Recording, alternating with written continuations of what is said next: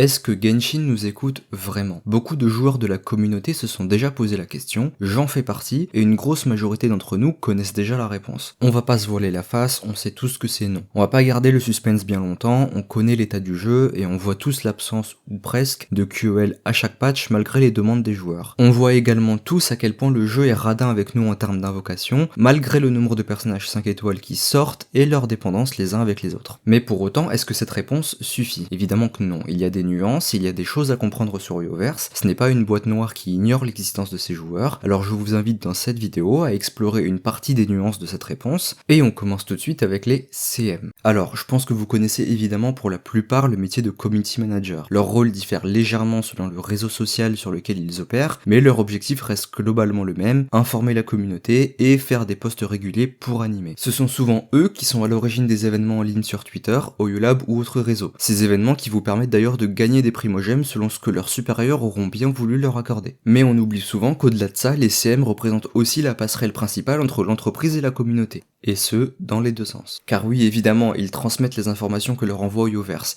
mais à l'inverse, ils transmettent aussi ce que pense la communauté sur le jeu aux développeurs, pour que la direction puisse avoir constamment une idée de ce qui se passe. Est-ce que c'est toujours bien fait? Probablement pas.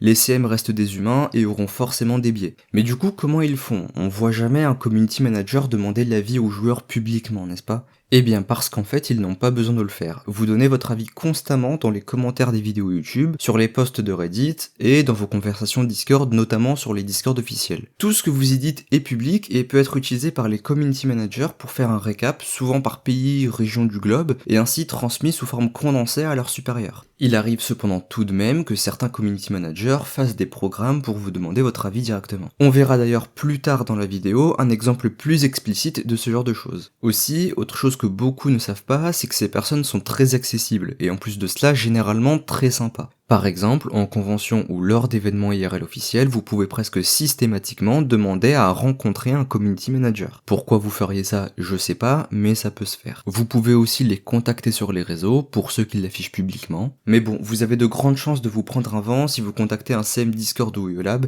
et que votre demande n'est pas jugée pertinente. Ensuite, les bêtas officiels. Donc ok, là on va rentrer dans quelque chose d'assez obscur, que personne ne connaît, et ceux qui en savent un minimum sont restreints par une NDA, donc on va se contenter d'effleurer le sujet. Vous n'êtes pas sans savoir qu'une bêta fermée est organisée à chaque patch pour le patch suivant, c'est d'ailleurs la source principale des leaks confirmés que vous entendez partout sur les réseaux. Ces bêtas sont organisées par Hoyoverse en sélectionnant des joueurs lambda pour y participer, afin non seulement de trouver des bugs, mais aussi d'avoir leurs avis sur les nouvelles mécaniques implémentées en jeu. Alors évidemment, en bêta, les mécaniques sont très proches de la release officielle, donc il n'y a généralement pas de changement majeur, mais c'est quand même le moment où Hoyoverse est le plus attentif au retour des joueurs, pour ajuster certaines features d'exploration, de personnages, mais aussi et surtout pour que le tout soit le plus agréable possible à jouer pour la release officielle quelques semaines plus tard. Ensuite, pour rester dans le même domaine des feedbacks individuels, vous avez deux façons que je vous propose Hoyoverse directement en jeu de vous faire entendre. La première et la plus connue sont les questionnaires en jeu à chaque fin de mise à jour qui vous rapportent 30 000 morales lorsqu'ils sont complétés. Ils sont vraiment lus, généralement soit par des community managers, soit par des agents plus orientés internes qui vont mettre ça en commun avec ce qu'ont récolté les CM sur les réseaux sociaux. La seconde, c'est tout simplement le bouton feedback. Il a toujours été là, et le staff Genshin l'ont toujours mis en avant étant donné qu'il a une grande importance. C'est notre manière la plus directe de nous adresser aux développeurs étant donné que ces messages sont directement envoyés à leur CS, puis transférés à des équipes internes ou à nouveau au community manager. Mais qu'est-ce que vous pouvez bien raconter dans ce formulaire? Eh bien n'importe lequel de vos ressentis en jeu. Le manque d'invocation, une ligne de dialogue qui possède une faute d'orthographe, un bug à report, jusqu'à même votre ressenti sur une phase de gameplay comme les events par exemple.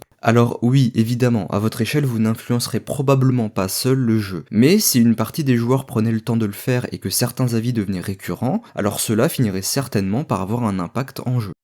Enfin, on va aborder un sujet que peu d'entre vous connaissent réellement, étant donné que ce genre de choses se passe sur l'application Hoyolab. En effet, Hoyolab est une application pour faire ses connexions quotidiennes, regarder ses scores en Abyss et les stats de son compte, mais pas uniquement. C'est aussi un grand réseau social dédié à l'univers Hoyoverse, donc beaucoup de choses s'y passent, on y voit les événements habituels où l'on n'a jamais vu une seule personne gagner, les divers mèmes et guides postés par la communauté, et parfois même c'est Hoyoverse qui s'adresse directement à nous. Comme dans le cas d'un compte dédié à un programme qui s'appelle Hoyolink. Alors, Oyolink Kezako, c'est un programme dédié à l'écoute de la communauté. Leur but est de prendre une partie de la communauté restreinte sur la base du volontariat et régulièrement leur proposer des entretiens, sondages et enquêtes, probablement par écrit, où le but sera d'obtenir votre avis sur certains aspects du jeu de manière plus poussée qu'à l'accoutumée. Il semblerait qu'en échange, les participants reçoivent des récompenses sous format physique, je ne sais pas quel genre de merch, mais c'est plutôt une bonne chose en soi. Mais alors comment on intègre ce programme? Eh bien le compte semble poster des messages de recrutement régulièrement, ciblant toujours spécifiquement des régions et des pays précis. Ça pourrait être pertinent de suivre ce compte et attendre que d'autres occasions de recrutement se présentent.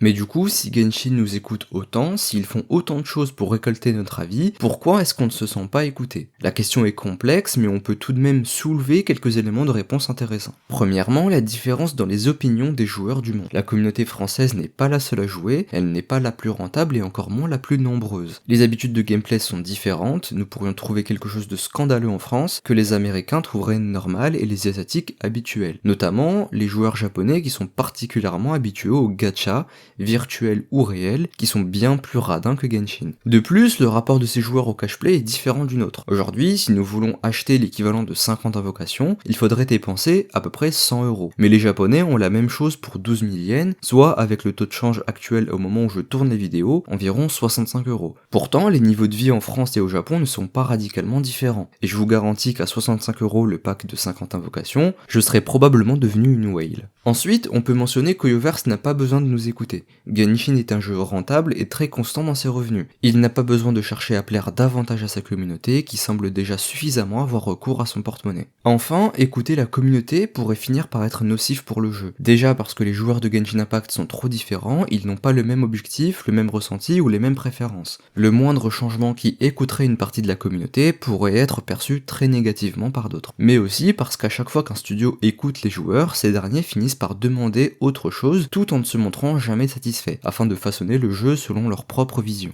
Je peux par exemple mentionner l'exemple du jeu Dofus, dont l'équipe dirigée par Ankama se situe au plus proche de sa communauté. Et pourtant, la minorité bruyante ne cesse de se plaindre et cela amène le studio à faire des changements, revenir en arrière et même avoir peur de certaines décisions, au point de soit les reporter, soit les annuler. Tout ça pour dire que les développeurs de Genshin ne nous écoutent pas, mais ils nous entendent. Ils entendent notre avis sur le jeu, mais n'ont pas forcément le besoin de les implémenter. Voilà, je pense qu'on a fait le tour d'une bonne partie de ce que je voulais aborder. Évidemment, c'est bien plus vaste et une vidéo courte comme celle-ci ne suffira jamais à traiter tout le sujet.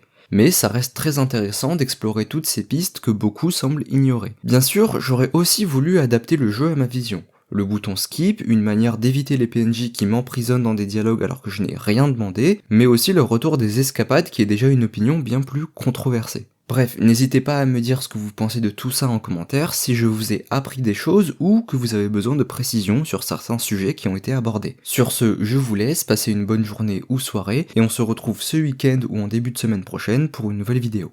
A plus.